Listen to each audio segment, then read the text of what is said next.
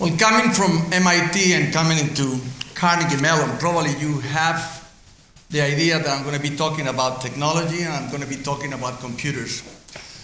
I think I'm going to disappoint you because we're going to be talking about something very different. We're talking about learning how to learn. We're going to talk about empowering children. We are talking about vaccines against ignorance. We're going to be talking about changing the world through education. And therefore, since the idea is that we are a computer group, we are not a computer group. We are a social equality project. We are a change of paradigm of education project. And we are trying to do a change of paradigm by changing from instruction into learning. So in order to give you the whole idea, I need to go back in time and give you the genesis of this whole project so you will understand where do we come from, where are we, and where we are trying to go. So I'm going to try to give you a bird's eye view in the few minutes that we have together. Believe it or not, this whole project started in 1948 in my country of origin, Colombia. At that time, there was an invention that revolutionized the world. There was the transistor radio. A priest in a very remote region of agricultural region, forgotten about God and the world, saw this invention. And in a very imaginative way for the time, he decided to put a transistor radio into the pocket of every peasant in his group of agricultural estates nearby. And then, in order to get the transistor radio to be effective, he created a radio station that became emblematic in Colombia for the next 40 years. It was called Radio Sutatensa. And he transmitted, while the peasants were still plowing the land with oxen, ways to understand better what a pH was relative humidity, what the major components of fertilizers, insecticides, fungicides, how to improve the hygiene of the household, and so forth. And he educated 4.5 million peasants from 1948 to 1980 when he died. This is the new version of the same concept. So we are not reinventing the wheel. The transistor radio of today is the computer or the laptop. The radio Sutatensa of today is internet. And the content or whatever we teach through that medium is the new methodologies of learning. So this is the origin from the methodology and the structure of the whole project. The pedagogical origin we can trace back to these two gentlemen. One is Jean Piaget, a neurologist in Switzerland, and a mathematician from South Africa by the name of Seymour Papert. They started to understand at the beginning of the 1950s, when computers permeated civic society after the war, that people who wrote code, people who programmed, had a mental structure different from the rest of the people, and that type of a structure was so important and so different and so dramatic that regardless of if you were going to be a dentist, a sociologist, or a philosopher, they thought that everybody in the world should learn how to program regardless of their future activity. 1967, Seymour Papert arrives at MIT to start the artificial intelligence lab, and he finds my classmate, architect. I'm an architect, by the way, so what you might think, what is a nice girl like me doing in a place like this? So Nicholas Negroponte and I are architects, and we studied together. Nicholas was engaged in a project trying to understand how to include a graphical user interface into us poor architects who were the last generation that still drafted with pencil and T-square and so forth. And he was convinced that what Seymour Papert was trying to say was so important that he invited to work with him. And that became a 40 years collaboration that is still lasts until today. And he was the one that gave birth to the Media Lab and many other of the projects that we are involved with. How did I become involved with it? In 1982, I was the president of the Colombian Society of Architects in my city of Medellin. I used to bring a lot of speakers and architects and artists and so forth into Colombia, trying to help the university. I arrived into MIT to visit Nicholas, who was working there in this particular program, and he saw that I had the third wave from Alvin Toffler. By the way, Alvin Toffler, in his book, The Future Shock, had written about that priest that I showed you at the beginning as a way of the future digital age technologies helping transform the world. And he also saw this other book that it was from a French writer, Jean-Jacques Servan-Schreiber, and he told me that he was going to be working in France for President Mitterrand and for Jean-Jacques Servan-Schreiber in a project that was called the Centre Mondial pour l'Informatique, World Center for Informatics. 1982, trying to bring children in contact with digital age technologies and with a computer. I went back to Colombia, and soon enough, the president of Colombia at the time, Mr. Belisario Betancourt, asked me to go to Paris and try to get a franchise of this whole movement, because he wanted to start an education at a distance project as part of his platform for his government. Soon enough, Nicholas and I, this is a very historic photograph here in 1982, he and I signing with the Chief of Staff of President Betancourt, the first large-scale technology project in education at a distance that we know of. And the president wanted to make out of this a very, very important element of his presidency. He gave all of the publicity in the world, and soon enough we were talking with ex-presidents of the country, with this president and myself, in trying to put together a very comprehensive education at a distance project. So this is, I'm showing this to you to show you that rather than this being a very sort of short-lived or only 5 years old project, this comes a long way in thinking in pedagogical terms and in thinking in technology terms. So we're going to be discussing about learning versus education. And as part of this, as I told you before, programming and constructionism, which is the base for our pedagogical philosophy, is an important element of the whole project. Programming is becoming a very important process of learning by doing. What we want is to prolong indefinitely in time the kindergarten learning environment of experimental, of using the senses as the first type of input into the brain of knowledge, and also using the expression that you feel more comfortable with as a way to really get output out of your brain. In order to not sound like he was a very good friend of Nicholas who did it in Colombia, we started 3 projects at the time in 1982. Was one in Pakistan, the other one was in Senegal, which is this photograph that is emblematic because it's with the first Apple IIs that were out in the market, and in Colombia.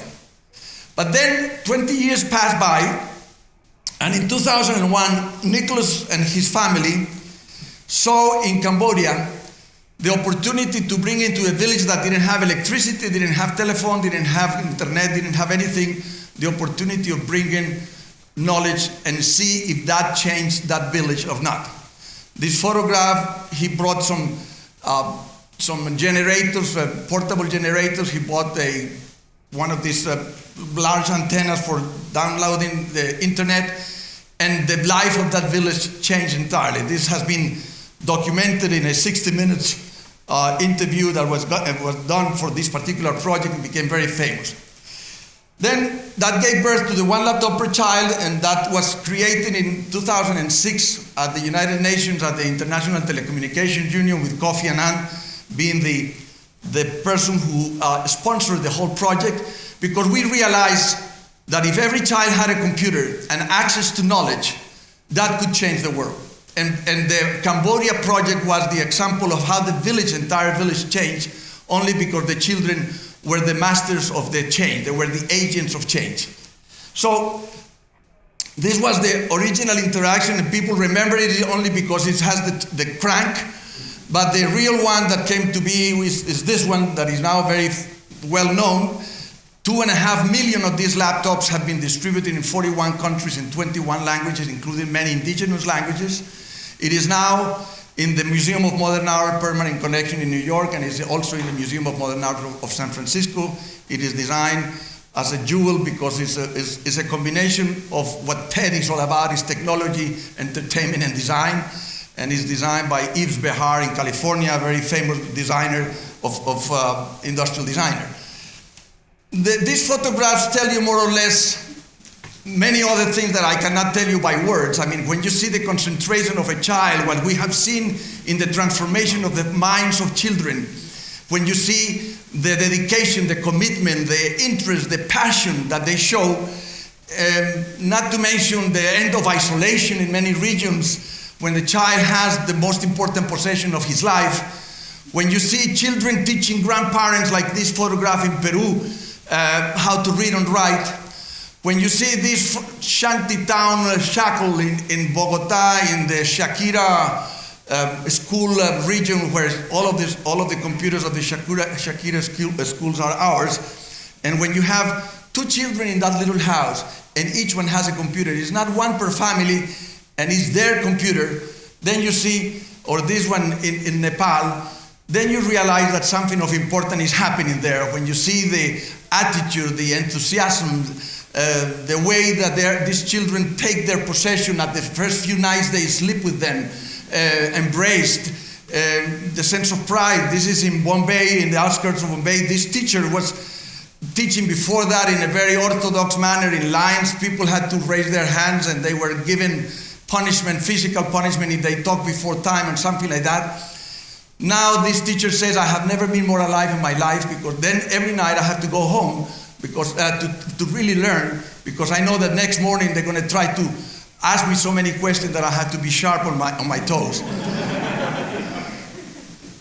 Where are we right now? We have delivered, as I told you, 2.5 million of the laptops. We are now working with the tablet as well. And this is the tablet that we are now putting together, that was announced at CES in January. It's about building your dream. And the interface is about awakening the spirit of innovation, the awakening the spirit of creativity, the awakening or maintaining the spirit of curiosity that is very inherited in children. So we are working with all of these new realms of how to empower children and how to maintain their enthusiasm alive. We have books by hundreds, but what I want to concentrate in the few minutes that are left is to tell you where are we going now. And I think this is going to give you a very interesting goosebumps if you have the understanding of what I'm going to try to tell you. This is something that we have labeled the Reading Project. And this is an experiment. This is not a project yet. This is an experiment that we are conducting in Ethiopia with 2 professors, one from India by the name of Sugata Mitra. And this is going to try to go to places where there are no schools, where the closest school is about 30 kilometers away or something like that. He did a project in India by the name of Hole in the Wall. And with this other lady from Tufts University by the name of Marianne Wolf, who has been studying autistic children and is trying to determine how the brain learns how to read. Because if we can distribute computers into places that there are absolutely no way that a teacher is there, because there are no teachers there, because there are no schools there, and we can empower the children to learn how to read, so they can then read to learn. At the beginning, you need to learn how to read, and there's a tipping point in which you read to learn. Then we can really change the lives of about 100 million children that have absolutely no way to get access to knowledge. So this is the experiment that started 6 months ago. We distributed 25 laptops into 2 villages of Ethiopia in the very high altitude of 4,000 meters in the volcano area. None of the people in that villages know how to read and write. No adults, they have never seen a written word. It was very hard to find them, but we did it on purpose. And we distributed computers to these 2 villages. And it is an amazing thing that we are now starting to discover. And this is something that we are very enthusiastic about. This is the type of huts in which they live. The only thing that we took there was a solar charger for a battery, so they can charge the computers at night. We have a very special set of software and SD cards that are changed every week, and they are hot. I mean, from the very beginning, everything that happens in the computer is recorded. We went through a lot of agonizing legal matters in order to protect the privacy and all that type of stuff, but it is a complete journal of what is happening to the children. And we distributed the laptops and in boxes. And we thought that they were going to start playing with the boxes. 2.5 minutes later on, most of the children have not only opened the boxes, but they knew how to turn on the laptop, the tablet, and it's a Motorola tablet that is hard to turn on. It's not an easy one. So 2.5 days later on, 2.5 weeks later on, they were doing 47 applications per day per student, per child. And 5 months later on, to our amazement, they have hacked Android. It is incredible, because we on purpose limited the video camera because we were afraid that they were going to start downloading so much streaming that it was going to be complicated for the capacity of the tablet, and they found a way to turn on the video camera on. So what are we trying to do with this?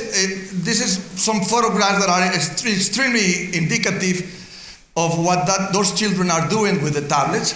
But this one is perhaps the one that I wanted to finalize my presentation.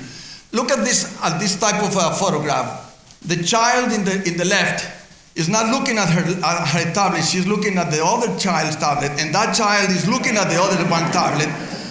The collaborative, the sharing, is an important element of learning today. And there's one to the right that became the self-appointed professor type of thing. And is the one directing the whole project.